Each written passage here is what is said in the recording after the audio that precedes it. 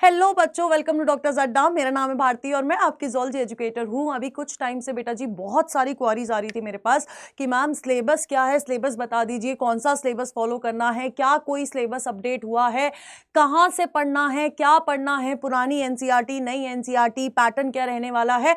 तो बहुत सारी न्यूज़ सर्कुलेट हुई है जिसके वजह से बहुत सारा कन्फ्यूजन है। तो ज़ूलॉजी का फाइनल मैं आपको बता देती हूँ कि अभी तक ऐसा सिलेबस अपडेट नहीं हुआ है, बट आपको कौन सी चीज कहां पढ़नी है, क्या ऐड हुई है कुछ चैप्टर्स में, क्या चैप्टर डिलीट हुए हैं, ये सब कुछ मैं यहां पर इस वीडियो में बताने वाली हूं। आपके सारे प्रॉब्लम्स के सॉल्यूशन बताने वाली हूं और साथ के साथ पूरा एग्जाम पैटर्न भी बताने वाली हूं।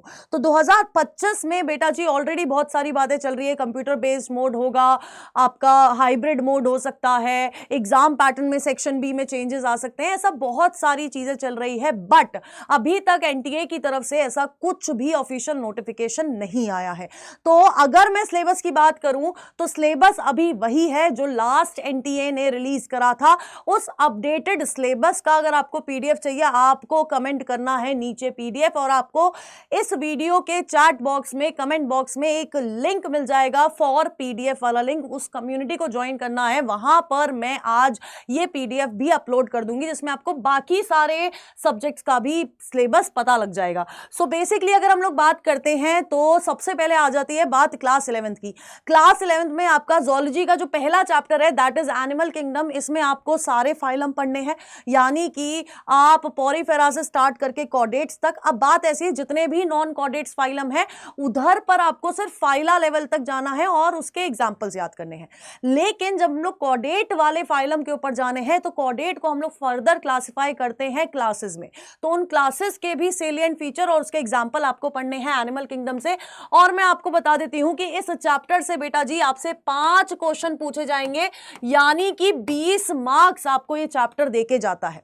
वहीं पर स्ट्रक्चरल ऑर्गेनाइजेशन की अगर बात करी जाए तो यहां पर आपसे एनिमल टिश्यूज, आपको आपका मॉर्फोलॉजी, आपकी फ्रॉग की, कॉकरोच की, तीनों इन दोनों की मॉर्फोलॉजी एनाटॉमी आएगी और साथ के साथ एनिमल टिश्यू भी आएगा। अब इस चैप्टर से बहुत अनसर्टेनिटी दिखाई देती है, बट हम लोग बोल सकते हैं कि 4 क्वेश्चन पूछे जाएंगे, यानी 16 मार्क्स आपको ये चैप्टर देके जाएगा। और इसके लिए स्ट्रिक्टली आपको ओल्ड एनसीईआरटी फॉलो करनी है। अब बहुत सारे बच्चे बोलेंगे मैम हमारे पास ओल्ड एनसीईआरटी नहीं है, तो इसका भी सोल्यूशन है। इस चैप्टर का पीडीएफ आपको मैं भेज दूंगी उसी कम्युनिटी पे जो मैंने आपको स्टार्टिंग में ज्वाइन करने के लिए बोली है, ठीक है। इसके लिए आपको ओल्ड एनसीईआरटी फॉलो करनी है, इसके लिए आपको न्यू एनसीईआरटी फॉलो करनी है। एनएन मतलब न्यू एनसीईआरटी, ठीक है।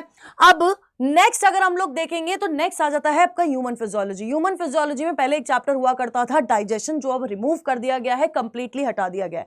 बाकी इस पूरी यूनिट में आपका कुछ भी नहीं ऐड हुआ है, इसके अलावा ना ही कुछ डिलीट हुआ है, यानी कि आप लोगों को फॉलो करनी है न्यू एनसीईआरटी। इसके लिए आपके 6 चैप्टर्स हैं इस यूनिट में: breathing and exchange of gases, body fluids and circulation, excretory products and there elimination, locomotion and movement, neural control and coordination, जिसमें आपकी काफी सारी चीजें हटाई गई हैं। फॉर एग्जांपल आपका स्पाइनल कॉर्ड हटाया गया है, ठीक है। ईयर आईज का स्ट्रक्चर, उनकी फंक्शनिंग, उनका मैकेनिज्म हटाया गया है, ठीक है। सेंसरी ऑर्गन्स को हटाया गया है। और ये चैप्टर पहले बहुत बड़ा था लेकिन अब ये बहुत छोटा कर दिया गया है। आपका सिर्फ नर्वस सिस्टम है इसमें, ब्रेन है इसमें, और इसमें आपका न्यूरॉन के बारे में बताया गया है और इंपल्स कैसे ट्रांसमिट हो रहा है उसके बारे में। तो ये चैप्टर आपको बहुत पर्टिकुलरली नई एनसीईआरटी से फॉलो करना है ताकि आप ज्यादा ना पढ़े, क्योंकि ज्यादा पूछा नहीं जाएगा, इसलिए आपको न्यू एनसीईआरटी ह्यूमन फिजियोलॉजी के लिए कंप्लीटली फॉलो करनी पड़ेगी, ठीक है। और आपका chemical coordination and regulation, coordination, integration वाला चैप्टर आपका ह्यूमन फिजियोलॉजी के अंदर है। अब कितने मार्क्स का ये चैप्टर आता है तो मैं आपको बहुत क्लियरली बता देती हूं। इस पूरी यूनिट से आपसे पूछे जाते हैं 12 क्वेश्चन। अब 12 क्वेश्चन की बात करी जाए तो ये आपको 48 नंबर देके जाता है, 48 मार्क्स देके जाती है ये पूरी यूनिट। आप खुद सोचो, बहुत हाई वेटेज यूनिट है। और इसके जो मोस्ट रिपीटेड कंसेप्ट है ना, मैं ऑलरेडी एक अलग वीडियो है मेरी जहां पर मैंने आपको मोस्ट रिपीटेड कंसेप्ट बताए हैं यूनिट वाइज, तो आप वो भी देख सकते हैं। मोस्ट रिपीटेड कंसेप्ट भी बता रखे हैं, ठीक है। नेक्स्ट अगर हम लोग देखें, फिर आ जाते हैं हम लोग क्लास 12 पे। रिप्रोडक्शन वाली यूनिट पहली है जिसमें हमारे 2 चैप्टर है ज़ूलॉजी के अंदर, ह्यूमन रिप्रोडक्शन और रिप्रोडक्टिव हेल्थ। अब जब हम लोग ह्यूमन रिप्रोडक्शन की बात करते हैं वहां पर कुछ भी ऐड नहीं हुआ है, कुछ भी सब्ट्रैक्ट नहीं हुआ है, एज इट इज आपको न्यू एनसीईआरटी आप फॉलो कर सकते हैं इसके लिए। और अगर चैप्टर चैप्टर के मार्क्स पूछोगे तो इस चैप्टर से आपसे 4 से 5 क्वेश्चन पूछे जाते हैं, 4 भी लेते हैं तो 16 मार्क्स का ये चैप्टर है। वहीं पर अगर मैं रिप्रोडक्टिव हेल्थ की बात करूं, यहां पर आपके जो कॉन्ट्रासेप्टिव वाला पार्ट है ना, और स्पेशली आपका आईयूडी वाला पार्ट जो है वो बहुत ज्यादा इंपॉर्टेंस रखता है, और यहां से 3 क्वेश्चन आते हैं, यानी कि 12 मार्क्स आपको यहां से ये चैप्टर देके जाता है। तो खुद सोचो एज अ यूनिट ये आपको इन टोटल कितने नंबर दे रहा है, पूरे 28 मार्क्स दे रहा है।